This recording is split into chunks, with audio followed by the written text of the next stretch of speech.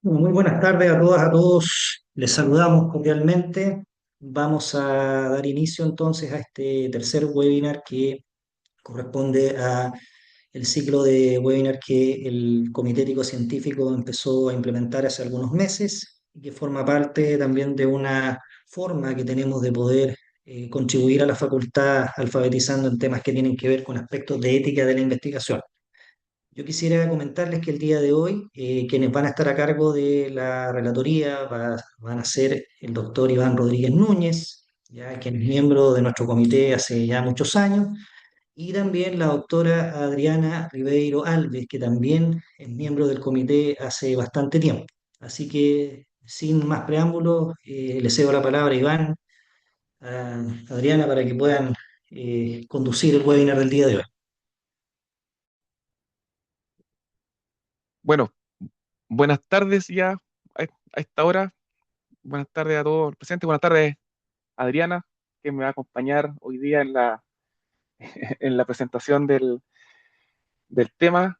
Eh, Agradecer a quienes nos han acompañado y a quienes también vean esta clase en diferido. Siempre, nunca, además, recordar y no pasar por alto eso, que es probable que también muchas personas vean esto posteriormente.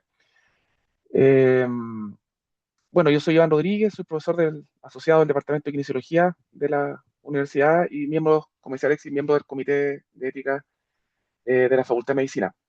El tema que nos convoca eh, tiene que ver con el consentimiento informado.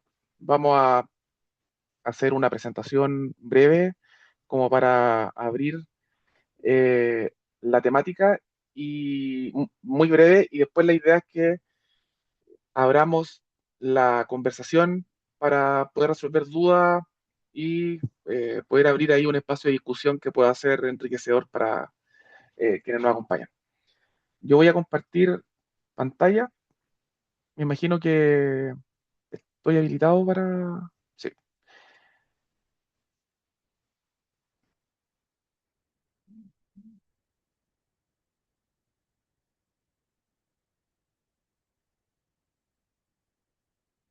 bien.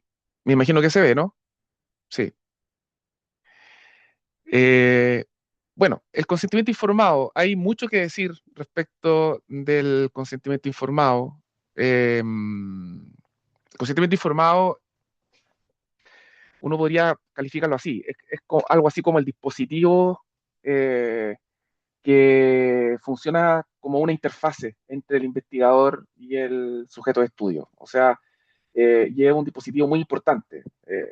De hecho, eh, no sé, ahí podemos conversarlo después, pero yo creo que es algo así como la herramienta más importante a la que se expone el sujeto de estudio, que en lo que tiene que ver con la dimensión ética de un proyecto. Lógicamente el sujeto de estudio no va a revisar el proyecto, el protocolo de investigación con tanto detalle, probablemente no va a revisar, no va a tener a la vista el texto que se envió eh, al comité de ética, o tampoco va a tener a la vista incluso el artículo después que se publica.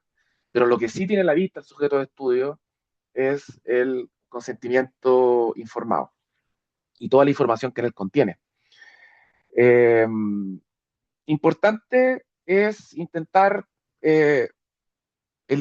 tratar de superar algunos mitos. Hay mucha mitología alrededor del consentimiento informado, que en cierto sentido uno pudiese entender y comprender de dónde vienen estas preconcepciones respecto del consentimiento, que es un trámite burocrático, o que es simplemente un paso para iniciar el proyecto, o es una cosa aislada que no tiene mucha importancia. Sin embargo, un poco el mensaje que yo quiero instalar acá como para empezar el webinar es que el consentimiento es un proceso, primero, comunicativo, deliberativo, y es la interfase entre el paciente, el sujeto de estudio y el investigador, entendiendo que son eh, dos actores que tienen una mirada de la realidad muy diferente, intereses distintos, por cierto. ¿Ah? O sea, el interés del investigador puede que no necesariamente sea el mismo interés del sujeto de estudio, eh, y sin embargo, ¿dónde se encuentran estas dos contrapartes, digamos, si pudiésemos llamarlo de esa manera? en el consentimiento informado. Por eso un proceso comunicativo. Tiene que ser un proceso comunicativo y tiene que ser desde ya que has instalada la idea. Obviamente, si un proceso comunicativo tiene que ser comprensible para ambas partes. ¿Ah? Eh, es una deliberación que siempre tiene que estar centrada en el paciente y obviamente está basada también en la confianza.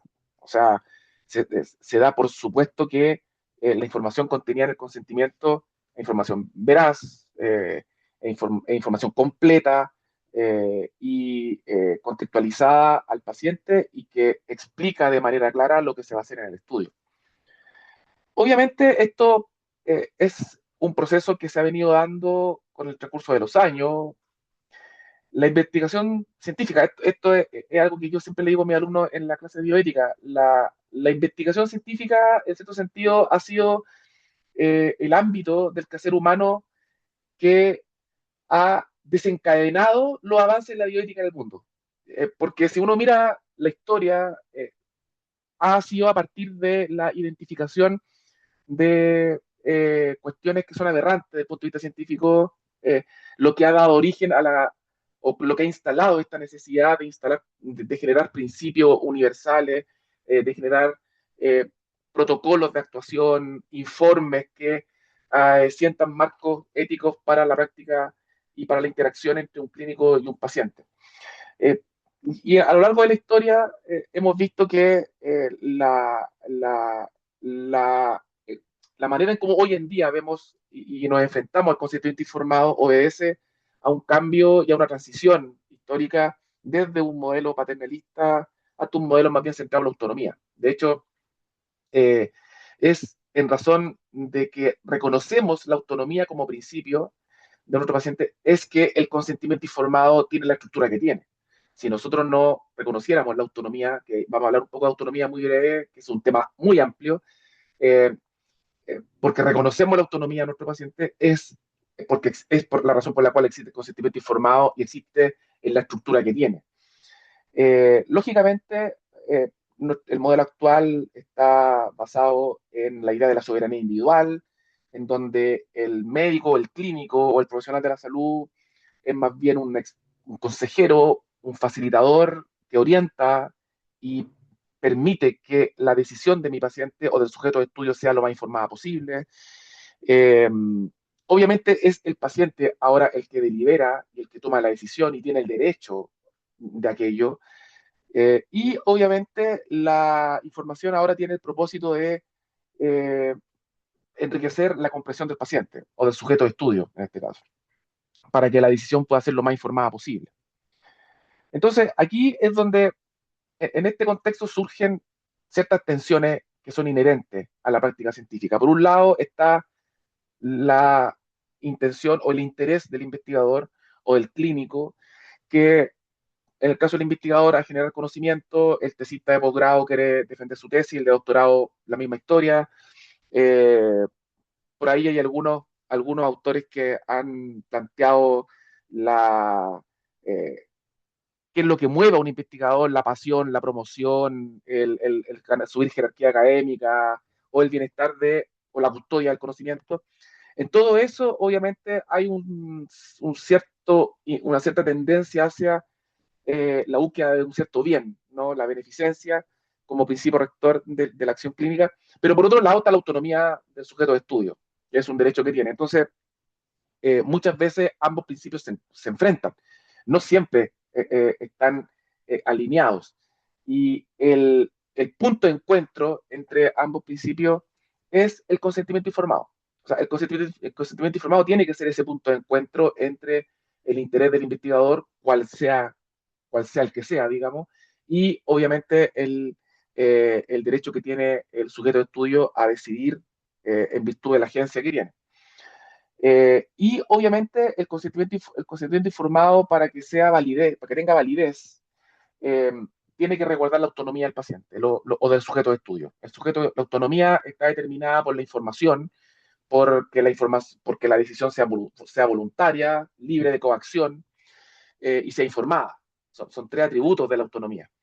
Eh, y obviamente el consentimiento va a estar validado en la medida en que se sostenga sobre la base de ese principio y que obviamente esté sentado sobre estos tres pilares, que es la información, la capacidad y la voluntariedad. La información tiene que ver con que el sujeto tiene que ser capaz de comprender lo que ahí está, digamos. Tiene que estar escrito en un lenguaje adecuado culturalmente, en el idioma correcto, ocupando las palabras adecuadas, y tiene que además informar aquello que es relevante para una decisión informada, los riesgos de un estudio, el objetivo de un estudio de la naturaleza, los beneficios esperados, y obviamente alternativas, en caso de los ensayos clínicos, que eso sea mucho, la posibilidad de alternativas terapéuticas eh, para que el paciente pueda también no solo decidir entrar o no entrar a un estudio, sino también poder conocer potenciales otras alternativas. Y todo eso tiene que estar culturalmente adecuado y adaptado lingüísticamente a la población de interés. Eh, También importante la capacidad para poder recibir la información. Eso también es otro elemento muy importante en la cual el investigador tiene que pensar sobre eso a la hora de construir su consentimiento. El paciente tiene no solo que poder recibir, tiene que, desde el punto de vista sensorial, ser apto para recibir la información, por tanto el consentimiento tendrá que estar adecuado a esas capacidades del paciente, pero también tiene que saber procesar, sopesar la información, saber valorar la información, el momento estimativo, el momento afectivo del acto y del juicio tiene que estar, ojalá, indemne para una adecuada decisión. Y también tiene que poderse comunicar la persona a la que se le está presentando el consentimiento para que se pueda generar un espacio de deliberación genuina. ¿Ah? No hay espacio de deliberación posible si una de las partes no es capaz de comunicar adecuadamente su juicio respecto al consentimiento. Bueno, entonces, en ese contexto ahí surgen, obviamente, poblaciones particulares que yo no voy a, por razones de tiempo no voy a entrar en mayores detalles respecto de eso, pero podemos hablarlo después en la discusión posterior, en donde estos temas son importantes de tener en cuenta a la hora de presentar el consentimiento. Eh, la voluntariedad es muy importante. En la persona que consiente o que asiente, en el caso de la población infantil, tiene que hacerlo por voluntad. Es decir, ese proceso de consentimiento tiene que ser un acto de libertad, en el fondo, un acto que tiene que estar determinado por la libertad del individuo para poder tomar esa decisión. Eh, y obviamente ahí importante es alejarse de cualquier estrategia que nos lleve ya sea a la manipulación o a la coacción de la persona. Tiene que ser una decisión eh, voluntaria y en este caso, si la decisión inicial del sujeto de estudio es anegarse, probablemente en ese espacio de deliberación tiene que haber un diálogo asertivo que permita, si es que fuera posible, la persuasión del sujeto. Nunca la manipulación ni la coacción, obviamente. Aquí hay un escudo legal, esto está todo, hasta aquí he hablado básicamente de principios, valores, cuestiones más bien éticas, pero esto también está circunscrito en una norma que es la ley 20.120, de la cual vamos a conversar un poquito más adelante con Adriana sobre eso, que es muy importante y que es muy importante que los investigadores conozcamos. Todos los investigadores deberíamos conocer la ley, no saber, quizás no saberla de memoria, pero sí al menos conocerla. Cuando estemos desarrollando nuestros proyectos de investigación, nunca está de más darle un vistazo a la ley y a su norma, digamos, para poder comprender el sentido de la regulación. Y eso debería también estar reflejado en el consentimiento. Entonces aquí el papel del Comité Ético Científico, eh, como ya lo hemos conversado, es eh, muy importante porque en cierto sentido nosotros ayudamos, contribuimos a dotar de valor social un proyecto, cuando muchas veces eh, como partí la presentación, el interés de un investigador no necesariamente está puesto en el valor social de sus resultados. Muchas veces está puesto en otro ámbito, lo cual es muy legítimo, no es una crítica, sino que es una constatación más bien de la realidad.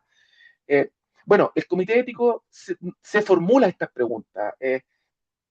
¿Cuál es el valor social? ¿Dónde está el valor de la justicia, el valor de la beneficencia, de la no maleficencia, de la autonomía en el proyecto que el investigador presenta? Y en el fondo, el marco axiológico, si lo llamáramos de esa forma, en el cual se funda la deliberación en el comité. Y obviamente nos formulamos estas preguntas. Bueno, se minimizan los riesgos injustificados, protege a grupos vulnerables, genera conocimiento válido, relevante interesante, que tenga sentido que un sujeto se someta a ese protocolo de investigación con todo lo que ello implica? Bueno, esas son las preguntas que habitualmente se formula el comité y sobre lo cual deliberamos. Para eso hay normativa, la ley 20.120 es una norma, declaración de Singapur, el informe de Belmont, las normas SIOMS, en fin, hay todo un marco teórico que subyace a todos estos principios y estos fundamentos filosóficos, si se quisiera, y que hacen que todos esos fundamentos tengan un alcance y una bajada normativa. Eh, Lógicamente, las brechas de comprensión, que es el último desafío que tiene un investigador en el consentimiento, eh, bueno, también es algo que tenemos que superar como investigadores. Aquí pueden haber brechas, eh, tanto la jerga como el idioma, como las cuestiones que tienen que ver con las capacidades sensoriales o comunicativas de las personas, que eso tiene que estar a la vista y obviamente hay que siempre estar alerta y atento a las potenciales zonas de riesgo que puedan hacer que mi paciente pueda no estar consintiendo con la información clara y eso obviamente altera la autonomía de la persona, de las personas. Obviamente hay barreras, hay una cierta dinámica de poder entre un clínico y un sujeto de estudio, hay barreras de lenguaje, visiones culturales y el consentimiento informado es el dispositivo que nos permite superar estas barreras. Ya para ir terminando, importante acá algunas estrategias, ¿cierto? Importante una conversación, evitar que esto sea un monólogo, representación de un consentimiento. Importante es el lenguaje cuidado, evitar lenguaje técnico. Hoy en día también existe herramientas tecnológicas, en ciertas situaciones muy bien justificadas. Es posible que el paciente pueda consentir de forma remota, obviamente resguardando ciertas condiciones que son importantes de resguardar. Importante darle los tiempos adecuados, generar los contextos apropiados para que el paciente pueda firmar de manera cómoda, sobre todo en situaciones de estrés, como puede ser una unidad de cuidado intensivo, como puede ser un centro clínico de atención de alta complejidad, en donde los pacientes muchas veces están ahí sometidos a su estrés terapéutico propio, digamos. Entonces ahí los investigadores tenemos que pensar en esos contextos que tienen que ser favorables. Entonces, solamente ya para terminar, importante el consentimiento nos permite que la decisión sea compartida. Esa es la idea. O sea, los participantes de un estudio de investigación, en cierto sentido, son parte también del estudio, no solo sujetos de estudio, son parte del estudio, quizás deberíamos verlo como colaboradores del proceso. Por eso hoy en día, y esto es una cosa que me ha llamado la atención en los últimos artículos que he enviado a publicar este año, en todo, digamos, me han obligado como a colocar el capítulo de agradecimiento en el artículo. Yo creo que un poco quizás apunta a eso, a que nosotros también quizás deberíamos siempre considerar a los participantes de un estudio y hacer ese reconocimiento en ellos público, de manera tal de poder cristalizar esta idea de que el proyecto de investigación es, en cierto sentido, una actividad compartida, no solo con mi equipo de investigación, sino también con las personas que se sometan a los protocolos y que lo hacen factible, digamos. Y el consentimiento informado, en parte, es el dispositivo primario para aquello. Así que bueno, eso quería eh, como para empezar y dejo abierto para que Adriana me complemente y podamos ir conversando, ¿no? ¿Qué te pareció, Adriana, la presentación? Yo creo que comencemos con, con la pregunta. Eh, Está muteada en todo caso, no sé si... sí. Hola, buenas tardes a todas, todos. Felicitaciones, doctor Rodríguez. Bien interesante su presentación y fui aquí tomando nota como, ¿no? Siempre una clase, ¿verdad? Así que agradezco y ahí su generosidad en explicar de manera muy didáctica acerca de los principios que son importantes y que están aí adscritos a una normativa, no es algo de la creación del doctor Rodríguez, ¿verdad? Es algo que está escrito en no solo en una ley, ¿no? Podemos decir, hoy podemos identificar tres leyes que mencionam expressamente o consentimento informado. A lei que aún é vigente sobre a vida privada, a 19.628, que sufre aí, entra em vigência, já tem uma nova lei, só que não está vigente, e vamos deixar isto como em suspenso para na próxima webinar, não? O consentimento bajo esta lei que entra em mm, vigência em dezembro. Pero a primeira lei foi de 1999, que mencionava acerca do consentimento informado, que só poderia disponer de dados sensíveis, isto significa dados que estão involucrados saúde, não? Se contasse com consentimento expresso e escrito, né? Em mm, 99, sobre a vida privada, assim diz a lei. Luego, a 20.120, como você mencionou, que trata da investigação científica que involucra seres humanos, dispõe de maneira muito é, muito aberta. Eu penso que poderia dizer mais acerca do consentimento informado, porque se vocês revisam aí os requisitos que o professor mencionou, que tem que ser livre, não? E uma conversa questionário, filosofar, que é a liberdade quando uma pessoa está afetada em sua saúde, ou quando, em um caso clínico, ou quando é sujeito de investigação, com toda a expectativa de que vou a contribuir para a ciência, ¿verdad? Então, ¿de qué estamos hablando de libertad en ese sentido? ¿No? Pero, claro, con bastante clareza, el profesor doctor Rodríguez mencionó, ese que no hay una coacción, no hay persuasión, aun cuando muchas veces un discurso es persuasivo, pero se puede hacer de manera honesta, es decir, transparentar. Decimos que, claro, no se puede hacer lo que está prohibido hacer, ¿de mm, acuerdo? Pero lo que no está prohibido, nosotros estamos frente a un proceso, tanto en la 20.120, cuando involucra temas de investigación, como la 20.574 sobre derechos y deberes que reciben las personas en su atención de salud, los dos ahí cumplen, quando uma pessoa participa, cumprem com o fenômeno do direito que é esse contrato. ¿No? Nosotros llamamos de proceso, ¿verdad? Comunicativo, é um contrato. mm, Pero não confundamos, porque não é um contrato de prestação de serviços. ¿Ah? É um contrato onde aclaramos aí qual será a participação da pessoa para o estudo. Por que a importância de ela se involucrar e ser invitada a um estudo? Sempre invitamos, ¿verdad?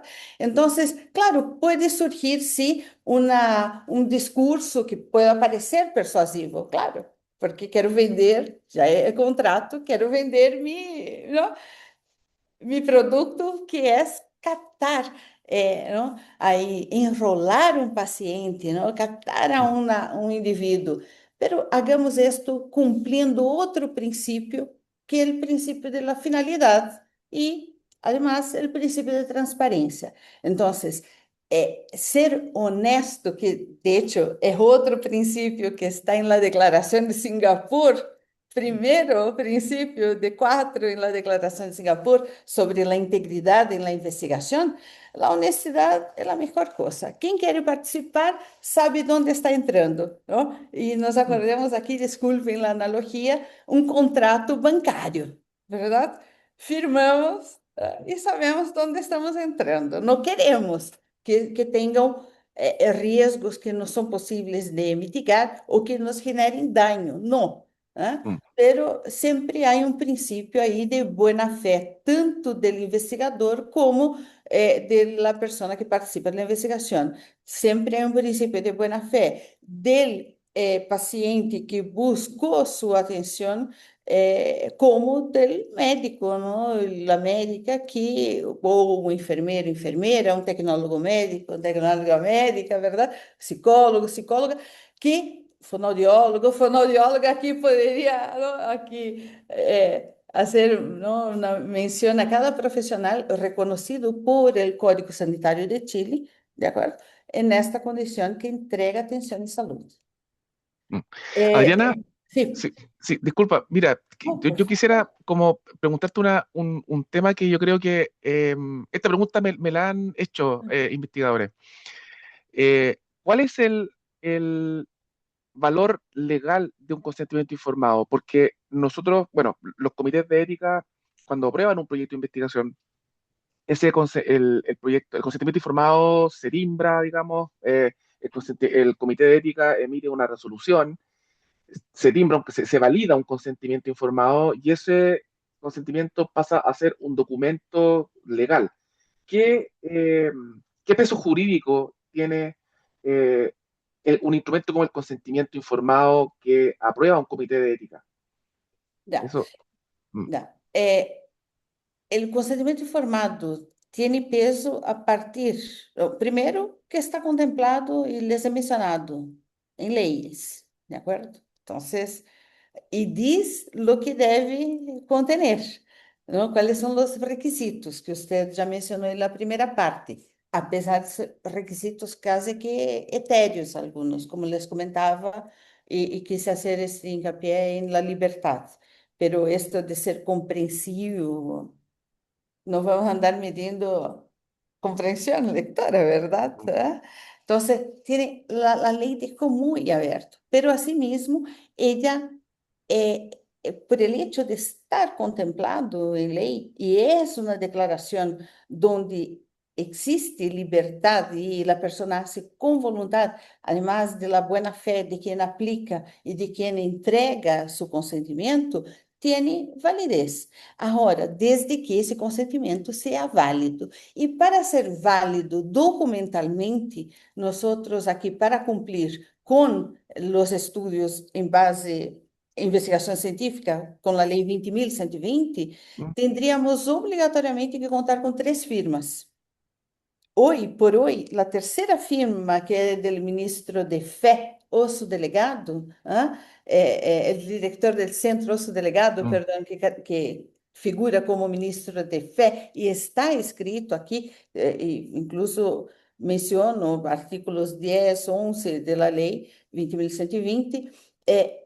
Esto es lo que da la autenticidad, ¿ah? Desde que la firma fue reconocida como auténtica, ¿verdad? Y la integridad del documento, no pudiendo ser questionado, ¿de acuerdo? Eh, Claro, existem casos que, claro, a pessoa tomou consentimento informado de alguém que nunca declarou e vê a importância que é mencionar muitas vezes o critério de inclusão e de exclusão no estudo, de alguém que mencionou que estava com uma interdição e que quizás por um ser humano médio não seja capaz de identificar que a pessoa está interditada ou questionar. ¿No? Entonces, pero ahí va mucho también de usted declarar que, porque a partir del momento que la persona firma declarando que cumple con los criterios de inclusión y exclusión, usted no manipuló. Ahora, quiero concluir aquí que usted mencionó y destacar con mucho acierto ahí el tema del consentimiento remoto, ¿no? ¿Verdad? De entregar de forma remota. Claro, los medios electrónicos están de 2010 hasta la fecha, muchas cosas cambiaron, ¿verdad? mm, Y uno de los fenómenos, y disculpen recordar aquí, fue justo la pandemia, que cómo firmar un consentimiento si el papel podría ser un vector, ¿verdad? ¿Ah? mm, Importante, ¿ya? Entonces, claro, la ley, lo que tenemos que contar es que en la 20.120 estudios, ¿ah? Debemos, porque la ley dice, tiene que ser escrito, ¿de acuerdo? Entonces, aun cuando yo permita la firma, y cuando digo la firma aquí, no es el diseño de la firma, es la firma electrónica avanzada, mm, que algo siempre menciona aquí cuando la FEA, ¿ah? Que es, también está aquí reconocida por ley en Chile. Entonces, si firmamos con la firma electrónica, no hay que cuestionar ¿ah? Pero si no, dar la posibilidad de que la firma digitalizada por un medio, y aquí no soy garota propaganda de PDF, ¿verdad? Pero de la empresa, pero hoy es lo que conozco, que podríamos sí firmar de manera posible de trazar, ¿verdad? Y bloquear cualquier tipo de copia, proteger de edición. Claro, debemos dar la posibilidad de que la persona pueda imprimir y ver que es un acto también de la persona que está siendo invitada. Porque si tiene un rigor y seriedad, yo prefiero imprimir y ir conversar con el investigador, para que ahí podamos firmar, ¿no? Mm, Y presenciar. ¿Ya? Ahora, ya, ya. solo aquí por último, perdón, la 20.584 ya, ¿se acuerdan de la investigación de derechos y deberes? La parte clínica, ¿ya? Ya no es así. De acuerdo, tá? Permite el consentimiento verbal Mm, hasta sí, un, ¿no? En determinadas situaciones. Entonces, esta rigurosidad de la 20.120 es que tenemos que ser muy sobrios y mm, saber separar cuando mm, realizamos una investigación en la clínica. claro. ¿De acuerdo? Muchas gracias. Sí. No, clarísimo, Mariana. Muchas gracias. Muchas gracias. Juan Luis, tienes la palabra.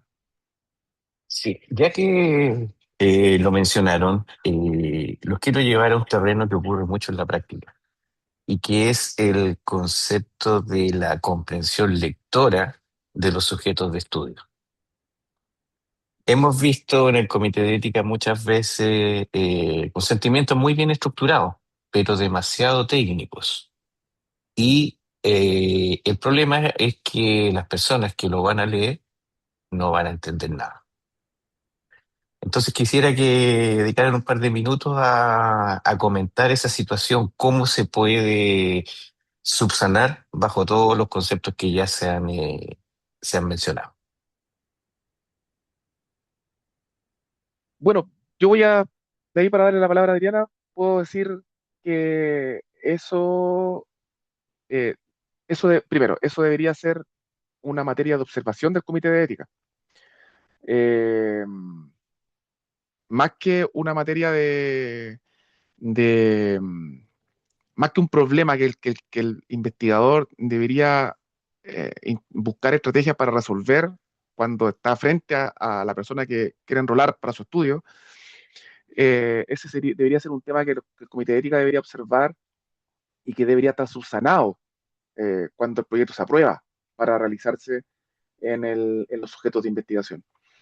Y ahí, para eso, los comités de ética, obviamente los comités de ética son cuerpos colegiados, son plurales, pero también están integrados o deberían estar integrados por miembros de la comunidad que deberían ser personas eh, que deben estar lo más ajeno, deberían ser lo más ajeno posible a la práctica científica o a la práctica clínica. De hecho, es el sentido del miembro de la comunidad, que justamente aporta esa, esas perspectivas que en cierto sentido permiten a los investigadores eh, adecuar su consentimiento a la capacidad interpretativa que puedan tener los potenciales sujetos de estudio.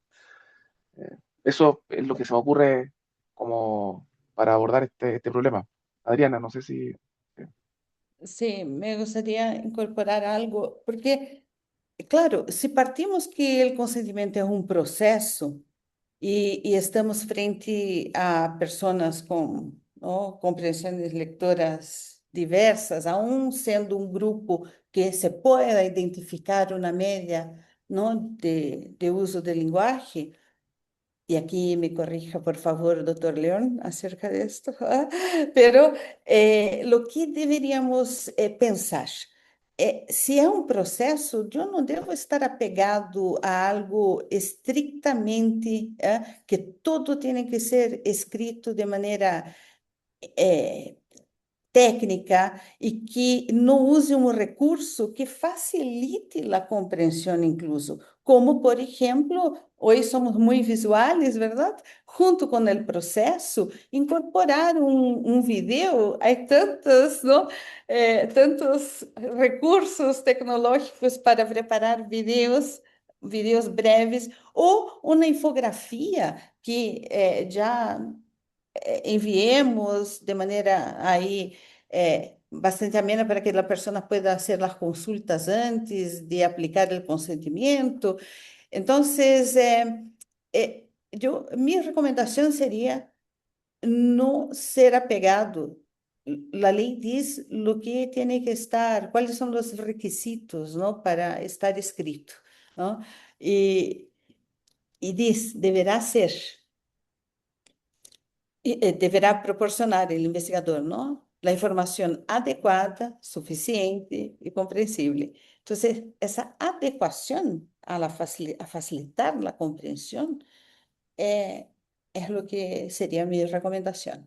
Muchas gracias. Gracias, Diana.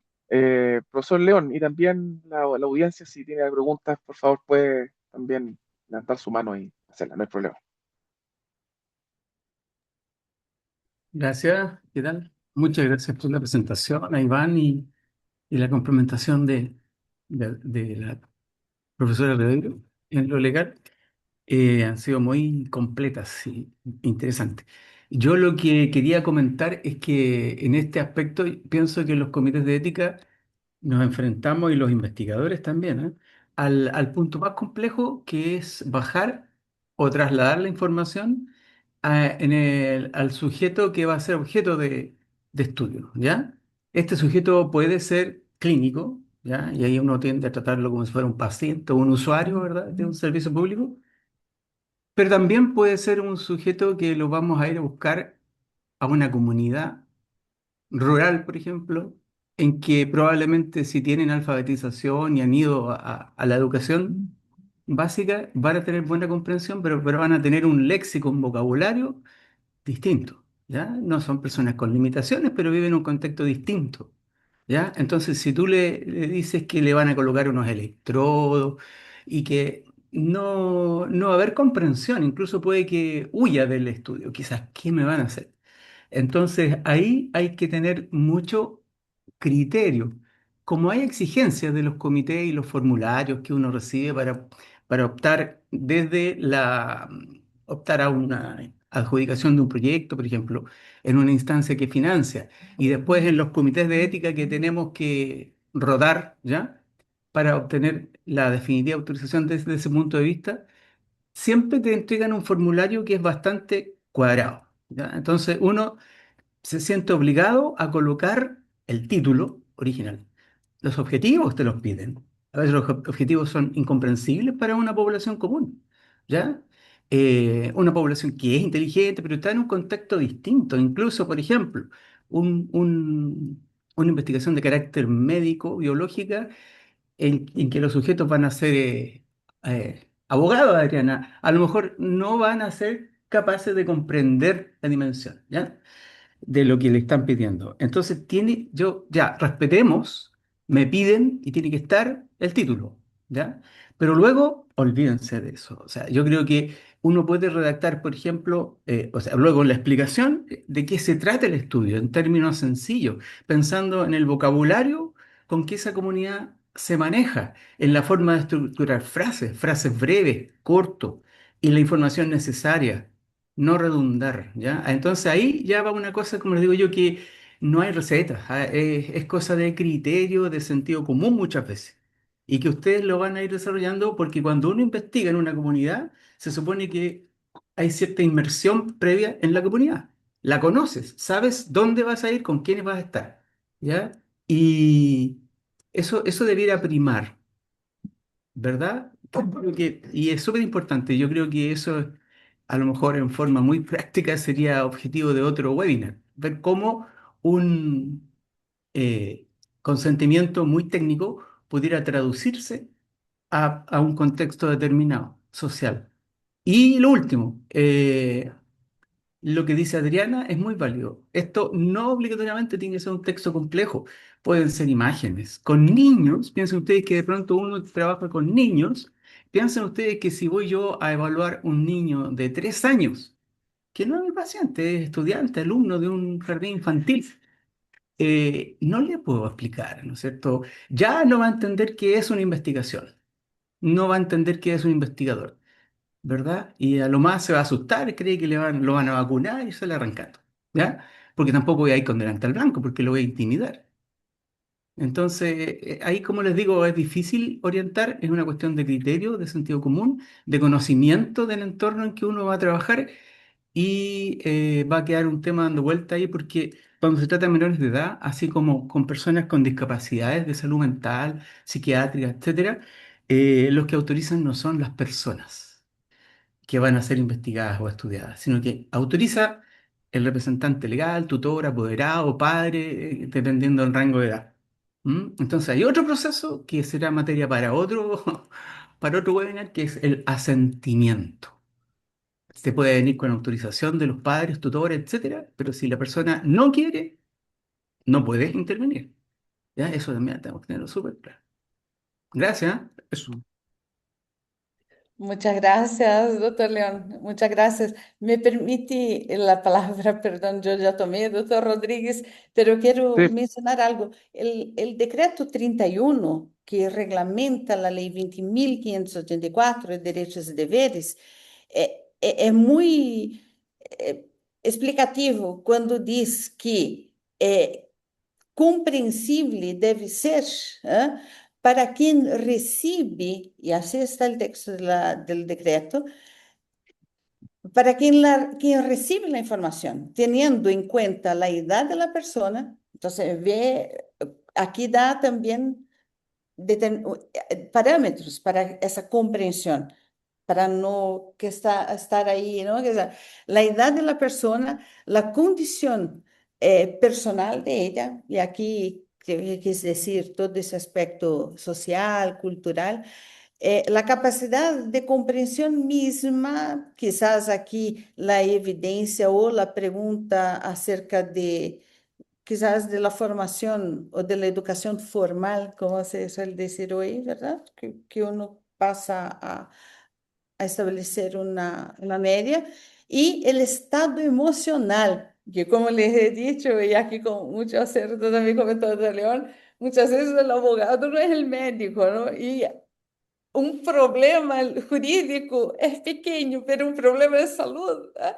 Y uno recibir una información médica, quizás por más que esté leyendo y que piense que comprenda, ¿no? Un texto, claro, por el tecnicismo, pero más por el estado emocional, puede sí requerir una explicación verbal más fina o algo más diseñado, ¿no? Dibujo, ¿no? En papel para decir lo que se va a hacer, ¿no?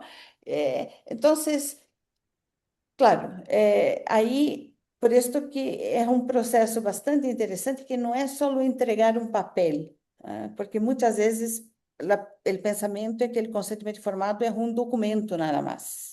No, la evidencia jurídica, obvio que es el documento firmado con el consentimiento, pero es un proceso, ¿no? Así que esto quería complementar. Muchas gracias. gracias, Adriana. Marcelo tenía la mano alzada. Sí, sí, hola. Una pregunta que también es algo que surge constantemente en las revisiones del comité es cuándo estrictamente aplica la dispensa de consentimiento. ¿Ya? Sobre todo, ¿cierto? Cuando se trata, por ejemplo, de casos en que se quiere investigar con muestras, ¿ya? Por ejemplo, de pacientes que estuvieron en un tratamiento del cual se obtuvo muestra para los tratamientos clínicos, etcétera, etcétera, ¿ya? Y a veces se quiere proponer, ¿cierto?, la dispensa de consentimiento. Entonces, que si nos pueden aclarar bien cuándo estrictamente, ¿ya?, es que se permite la dispensa.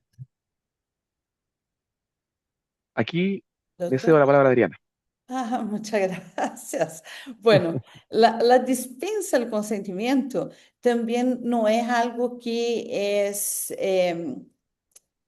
que no tenga un respaldo técnico, ¿no? Normativo. Y claro, esto viene con normas ahí, con las pautas, ¿no? De CIOMS y también la Comisión Asesora Ministerial de Investigación aquí del Ministerio de Salud de Chile también documentó y mencionó cuáles son los requisitos que debe cumplir de manera muy objetiva en base a esta pauta internacional de CIOMS, ¿no? ¿Cuáles son los requisitos que deben cumplir? Entonces, primero, antes que nada, un riesgo mínimo que sea Mm, declarado. ¿Mm? Entonces, ¿qué sería un riesgo mínimo, no? Eh, contar aí com evidência, com referência de que realmente é de risco mínimo, porque o risco zero não existe.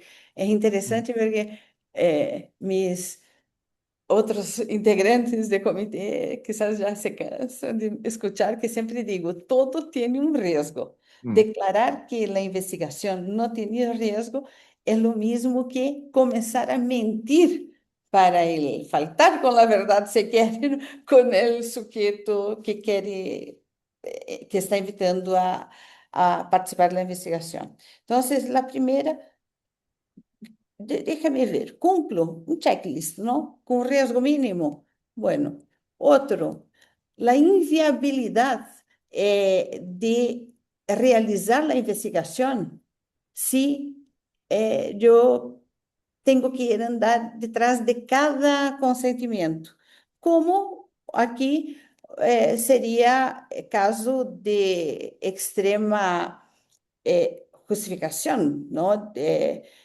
Por exemplo, a investigação foi realizada em outro país, aqui é um outro centro de estudo, onde estou elaborando uma outra fase e necessito acceder à informação anterior. Claro, às vezes o investigador já não está, né? Então, é algo muito que tem que estar comprovada a inviabilidade ou incluso a factibilidade de la obtención de estos consentimientos. Otro es el valor social importante que tiene mm, la investigación. Entonces, debido al valor social, muchas veces estar solicitando consentimiento puede ser en contra del tiempo para dar una respuesta a una otra, ¿no?, emergencia. Y por último, la imposibilidad, ¿no?, de obtener aquí el consentimiento de cada uno. Por ejemplo, un estudio grande, ¿no?, donde la persona necesite acceder a información que está contenida en fichas clínicas, en muchas fichas clínicas, ¿no? Entonces, sí podría pedir la dispensa del consentimiento. Sin embargo, este número 4, y por esto yo seguí el orden dictado por CIMEIS, pero por el documento de la Comisión Ministerial aquí de Chile, pero ese último hoy ya sabemos, ¿no? Que não é assim. Podemos sim acceder a dados anonimizados e aí nem falamos da dispensa, de acordo? E aqui aproveito a mencionar algo, não? Eu comentava da tecnologia que muito evolucionou, o acesso a consentimento remoto, e he mencionado que muito evolucionou de 2010 hasta la fecha, não? Isto não é por la lei mesma 20.120, porque esta lei é de 2006. Eu he mencionado 2010 porque foi quando entrou em vigência a lei, de acordo? Assim que só fazer um parênteses. Pero ve que há coisas que necessitamos no ser, aqui não é um tema de ser buscar superar a lei ou ignorar a lei, não, pero mostrar que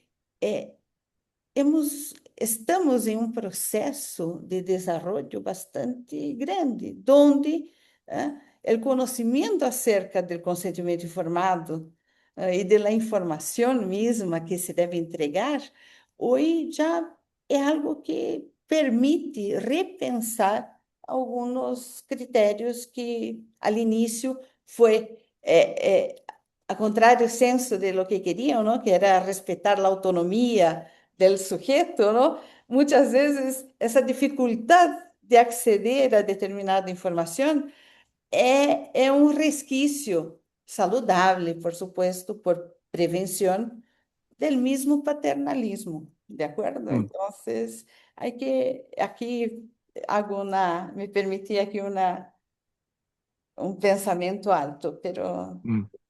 esto es, muchas gracias. Gracias, profesor González, doctor González, Marcelo Gracias, González. Adriana. Bueno, yo creo que como para ir cerrando, quizás tenemos espacio como para alguna pregunta mientras se piensa. Yo quizás podría hacer un pequeño corolario de lo que hemos hablado en estos minutos. Tener claro que el consentimiento informado es un acto que ejecuta el sujeto de estudio. Nosotros quizás, como empleamos tanto este concepto del consentimiento informado, pensamos siempre en el documento. El consentimiento informado lo da la persona a la que estamos invitando a participar del estudio. Por eso es que un consentimiento informado que está escrito en jerga técnica no es un consentimiento informado, es un documento técnico nomás. Porque el consentimiento informado es el acto que hace el sujeto para aceptar de manera expresa, libre y informada participar de un estudio. Y simplemente el documento es un dispositivo, no es más que eso. Eh, hemos dicho que todo esto está regido en el marco de normas y principios. Básicamente, acá la norma, la ley 20.120, que es una ley que creo que todo aquel que va a entrar en el tema de investigación y va a hacer un consentimiento o va a hacer un proyecto por el comité de ética debería conocer. Eh, el consentimiento informado tiene que contener a lo menos 3 o 4 elementos que son clave. Sin eso no podemos llamar eso consentimiento informado. Tiene que estar la información del estudio, tiene que tener expresamente el derecho a retirarse, los riesgos, los beneficios, y tiene que tener también el manejo de la confidencialidad de datos, cómo se va a manejar la confidencialidad de datos. Esos son como los 3 o 4 elementos que todo consentimiento informado, son como los subtítulos que toda hoja informativa o consentimiento informado tiene que tener. En la hoja de firma tienen que figurar 3 espacios para 3 firmas, y que no deberían estar prefirmadas. El firma para el participante que consciente, el investigador responsable tiene que firmar, y el ministro de fe o delegado del director también tiene que estar ese espacio de firma. Y bueno, Adriana nos ha ilustrado respecto a que la dispensa se da bajo ciertas condiciones, cuyas condiciones necesarias son a lo menos 3. O sea, tiene que haber riesgo mínimo. El cero en bioética se llama riesgo mínimo. Ese es el cero, digamos. ¿Y qué es lo que es un riesgo mínimo? El mínimo riesgo mínimo es cuando quizás tú vas a manejar datos sin siquiera acercarte a un sujeto, a una persona, sin aproximarte a ella. Eso puede ser quizás considerado un riesgo mínimo eh, y ahí obviamente en cada contexto eso es un tema que hay que analizar. También que la factibilidad para aproximarse a los sujetos, eso es un elemento importante a la hora de ponderar la dispensa, y también el valor social del estudio.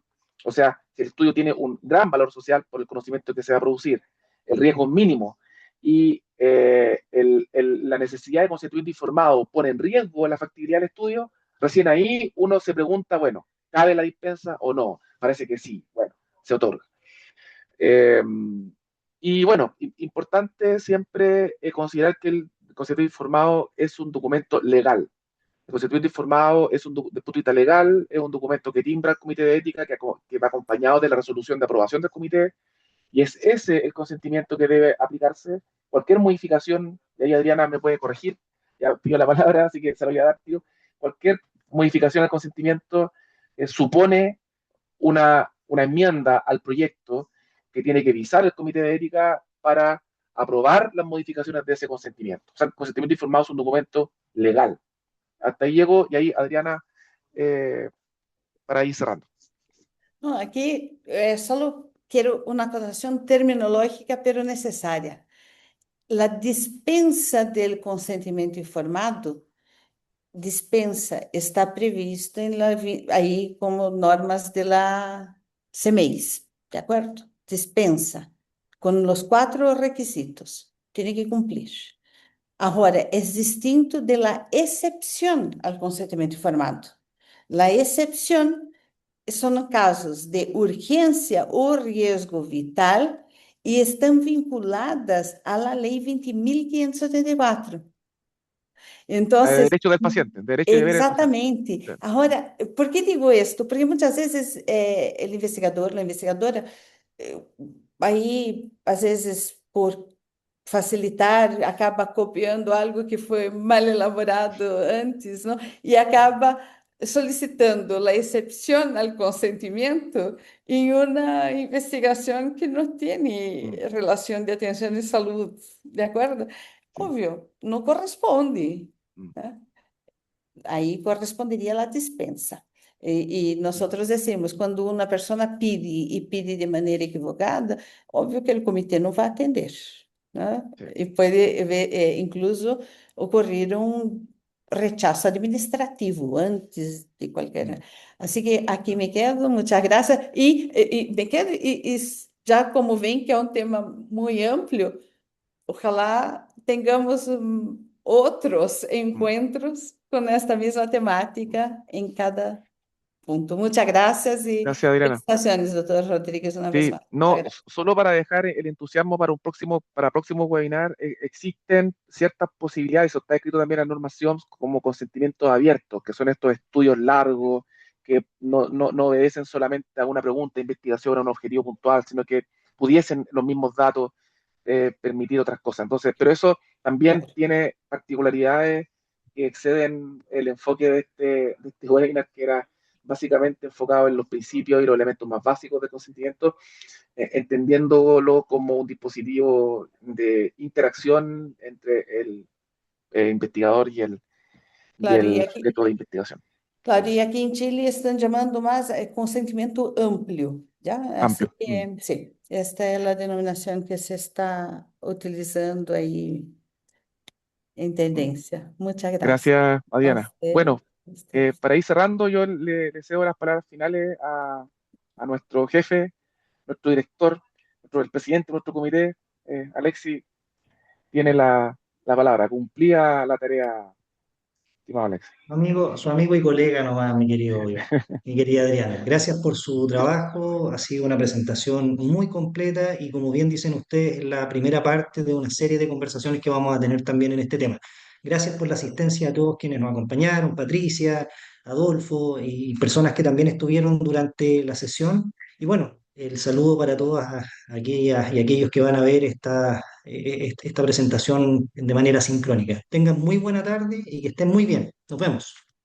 Chao, chao. Chao a todos. Chao, Estén muchas bien. gracias Chao, a Diana. todos. Muchas gracias. Chao, muchas gracias. Chao, Pati. Chao, chao, profesor. Chao.